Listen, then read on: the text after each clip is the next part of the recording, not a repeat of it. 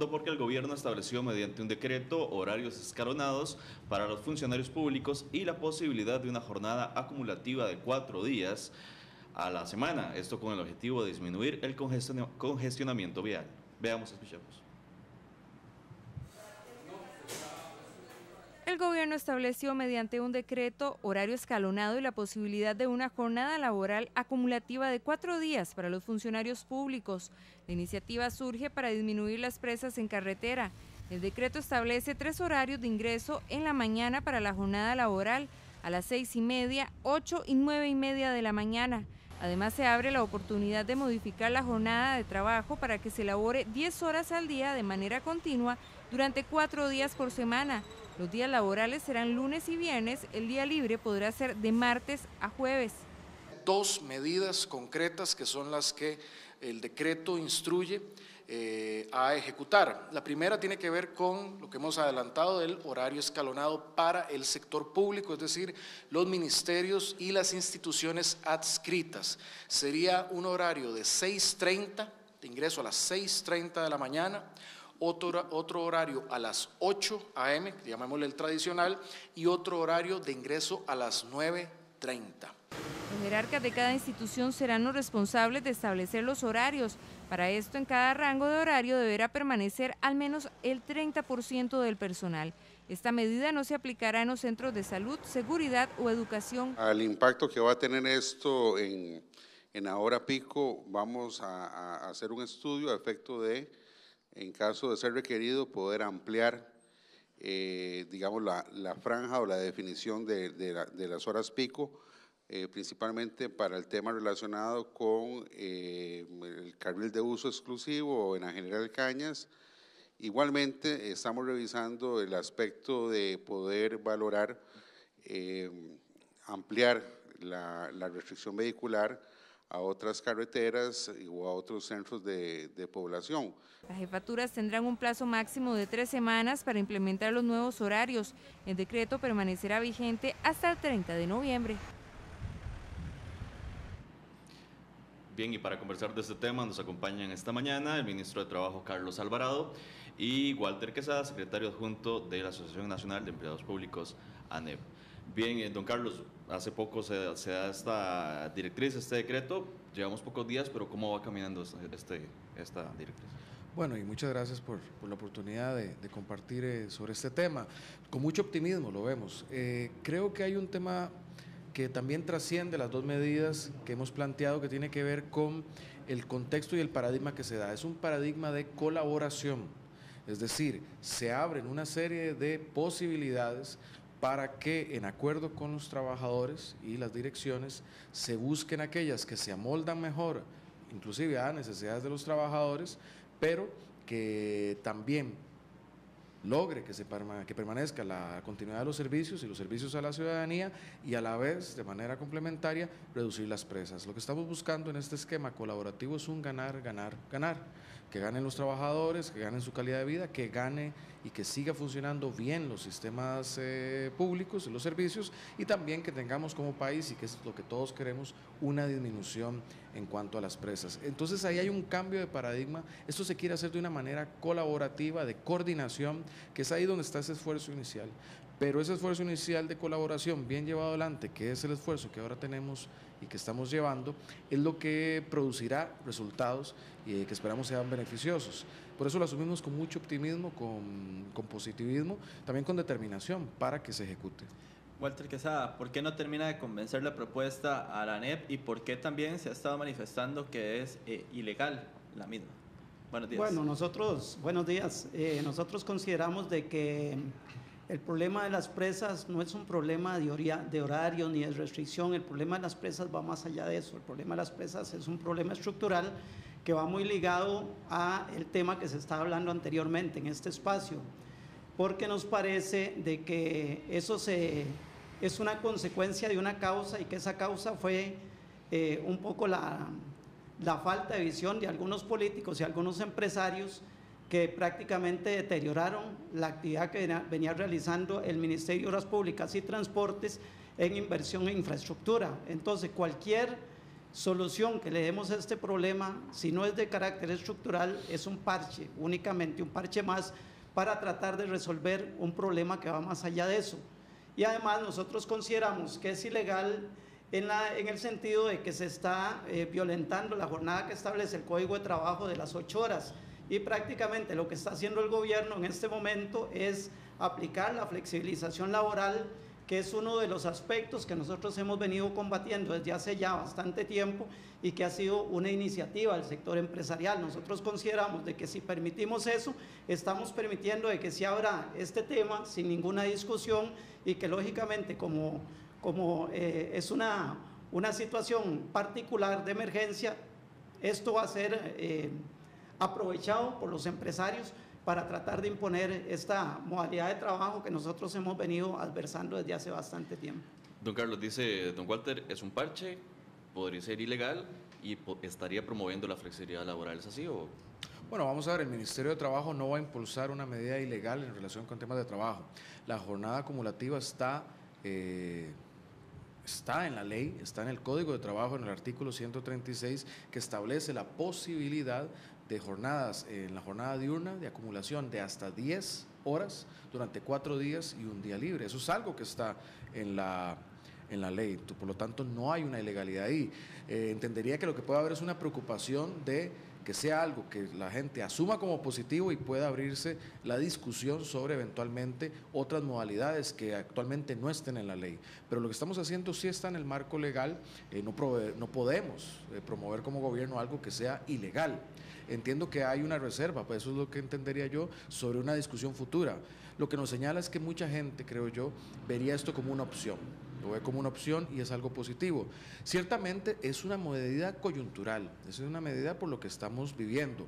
¿Qué significa? Significa que el gobierno está actuando, que el gobierno está haciendo cosas. Estamos haciendo cosas en lo inmediato, que es importante, pero quien ha pasado también por el paso de la Pozuelo puede ver los avances ahí en los accesos de Heredia hacia San José.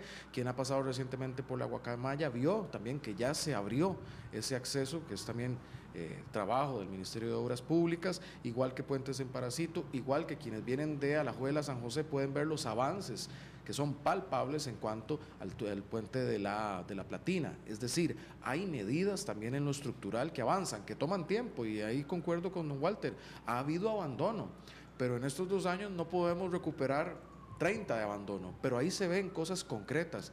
La ley y todo lo que tiene que ver con los fideicomisos del tren. La ley es una realidad y los fideicomisos para el fortalecimiento del tren eléctrico y en Costa Rica está avanzando. También es un tema que coincide don Walter. Ha habido abandono y en 2 años estamos retomando eso para fortalecer, y son medidas estructurales. Y doña Lisa, nuestra nueva viceministra en el tema de transportes, pues ha sido clara en el compromiso de seguir con la sectorización y con el pago electrónico. El cambio que hubo en este viceministerio no se tiene que leer o entender como una claudicación en esas materias. Hay un relevo de quien dialoga, pero ella fue clara, y creo que aquí lo dejó a quienes nos escuchan y nos ven, que ese compromiso del gobierno sigue por sectorización, por pago electrónico y por mejorar las rutas. Esas, y ahí coincido con Walter, son las medidas estructurales. No obstante, eso toma tiempo, los costarricenses quieren soluciones también ahora, y con justa razón, y eso es lo que estamos dando, soluciones dentro del marco de la legalidad, que abren opciones, que no son imposiciones, que son diálogo con trabajadores, y que creemos puede beneficiar al país en este conjunto de acciones. Yo coincidiría en el decir que si no estuviera todo esto, en el avance de infraestructura, de tren, la lucha en sectorización, pues sí, si fuera solo aislada esta medida, yo aceptaría que sería un parche. Pero como está también esto otro en cuanto al tren, en cuanto al avance de estas obras de infraestructura, lo veo como algo transitorio, un complemento importante que se da en el marco de diálogo y legalidad. Carlos Alvarado, ministro de Trabajo, también, bueno, hay 3 posibilidades de horario, lo veíamos en la nota, 6:30, 8 y 9:30, si no me equivoco. Es correcto. Las instituciones tienen que repartir entre esos 3 o pueden tomar 2 opciones, porque yo he visto que el horario de 9:30 es el que está generando que mucha gente no quiera aceptar la medida, o por lo menos lo que he podido percibir de compañeros y demás que trabajan en instituciones públicas. Bueno, la idea en este punto es de una distribución en esos 3 horarios.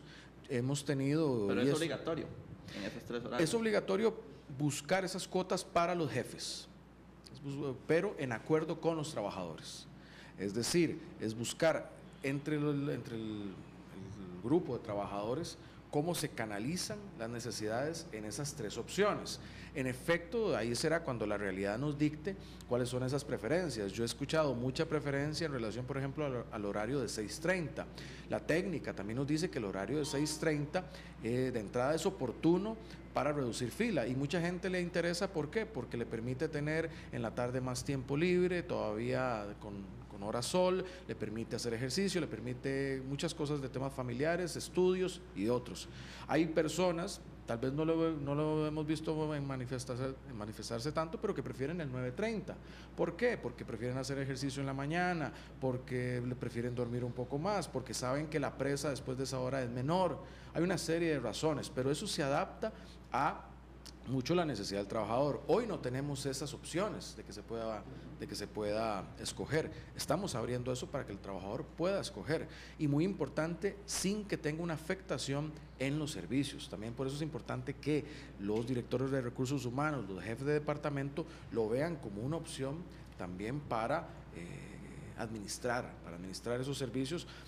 Por eso no puede ser que toda la masa trabajadora se acumule en uno de los horarios, porque eso afectaría la prestación de servicios en otra parte de la jornada. Pero por eso también lo vemos en este paradigma. Muchas veces se entiende la función pública como un tema muy vertical, un tema de usted hace, usted, reforzando mucho el tema de jerarquía, pero no es eso diálogo. Creemos que en un ejercicio de diálogo y colaborativo podemos sacar muchas cosas positivas. ¿Y si nadie quiere ese horario 9:30 o poquísima gente? Bueno, habría que ¿cómo se diría? Rediseñar o ir a la mesa de diseño. Pero yo creo que ahí hay una oportunidad. También lo vemos, por ejemplo, en profesionales más jóvenes que no tienen hijos. Eso es una opción para muchos de ellos. Ahí lo importante, creo yo también, y eso está contemplado en el decreto, es el análisis y el estudio de la medida. Hay que recordar, estamos tomando acción con la mejor información disponible, pero tenemos que también aprender de esto, porque es algo que antes no se ha hecho. Es innovación en este sentido, innovación buscando mejorar para los costarricenses, con la mejor información técnica disponible. Pero tenemos que sí evaluar estos elementos, y como país tenemos que tener el valor para tomar estas acciones, porque si no lo hacemos, el problema va a persistir igual, vamos a quedar en la inacción, en el quietismo, no vamos a aprender nada. Entonces creemos que esta es la ruta valiente, la ruta comprometida, la ruta de diálogo que podemos asumir. Don Walter, bueno, yo sé que usted quiere hacer réplica de lo que ha dicho el ministro, y además le quiero preguntar, ¿qué forma tienen los trabajadores de defenderse en caso de no querer alguno de estos horarios, pero no sé, que puedan existir presiones a lo interno? Bueno, yo creo, primero yo quisiera reconocer de que este no es un problema del gobierno actual, es un problema que se viene acumulando a través de muchas administraciones, que en este momento pues se convierte prácticamente en una crisis nacional, pero no es un problema del gobierno de Luis Guillermo Solís, es un problema que se viene acumulando desde hace muchos años atrás, y en el cual tiene responsabilidad no solamente el gobierno, sino también el sector privado, porque aquí hubo una gran presión del sector privado para bajar la inversión en el sector público, para desmantelar una institución como el MOP y para permitir un poco de que se deterioraran los servicios con miras a impulsar la obra de concesión, la concesión de obra pública.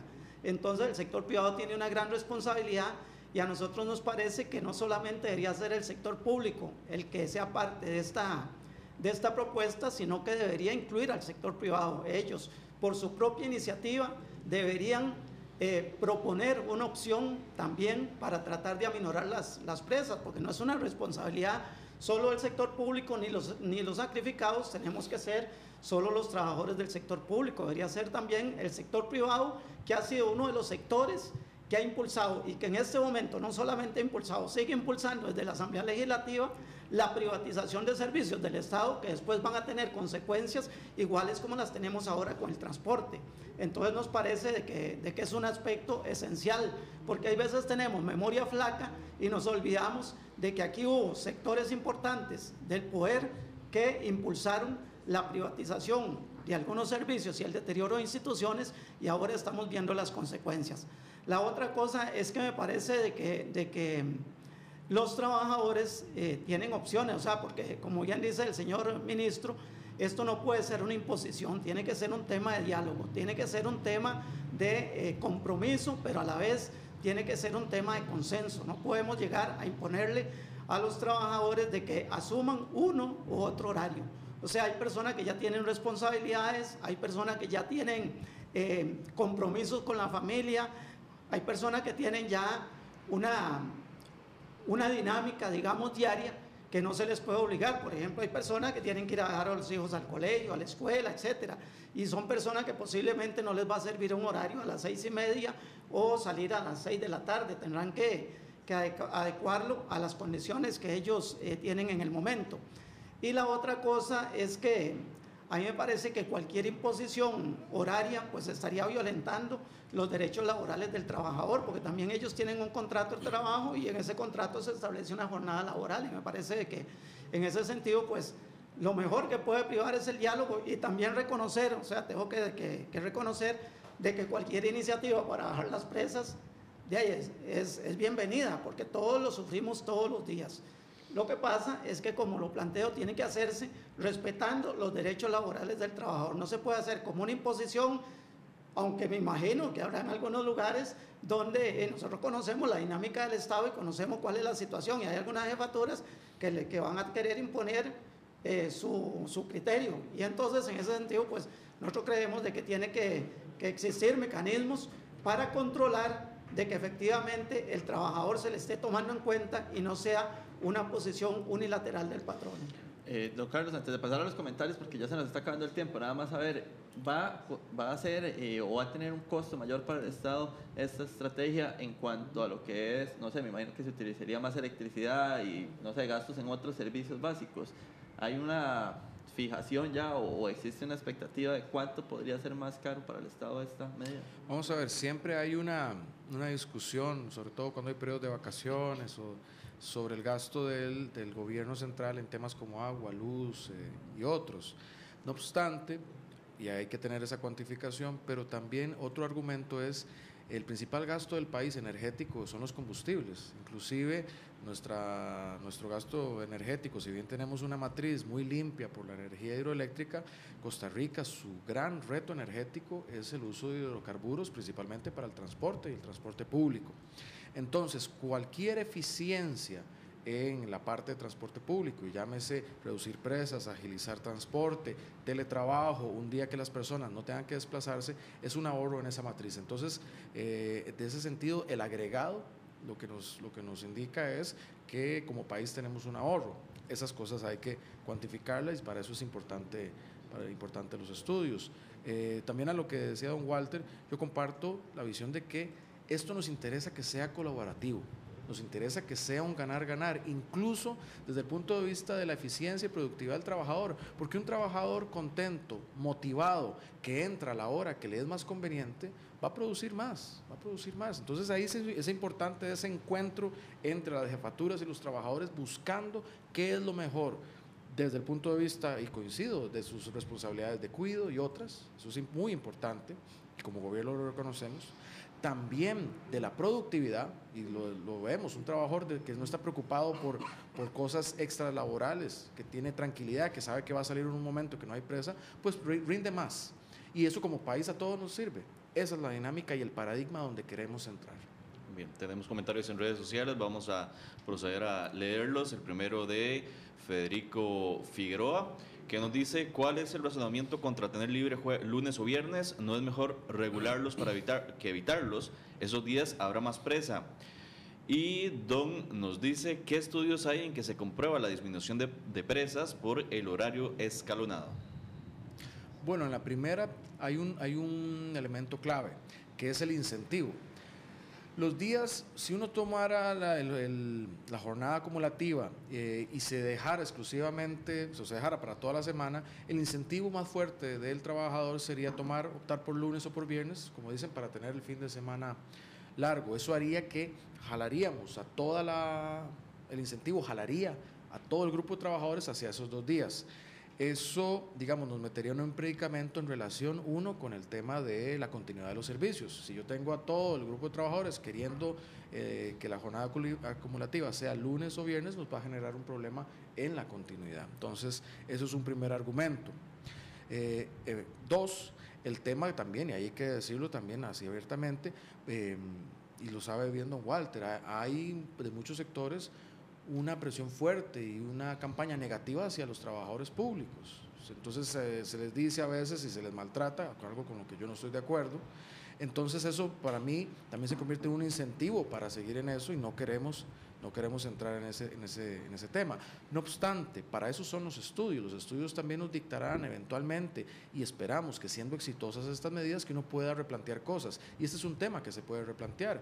Sectores como el turístico promueven que ojalá esa jornada acumulativa más bien la podamos desplazar a viernes o lunes. ¿Para qué? Para promover el turismo nacional y la actividad económica. Eso es un tema, por decir así, un tema que puede ser analizado. ¿Qué es lo que va a la segunda pregunta?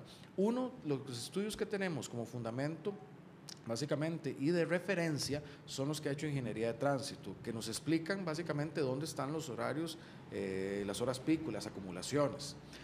Ese es el estudio central, digamos, de cuantificación.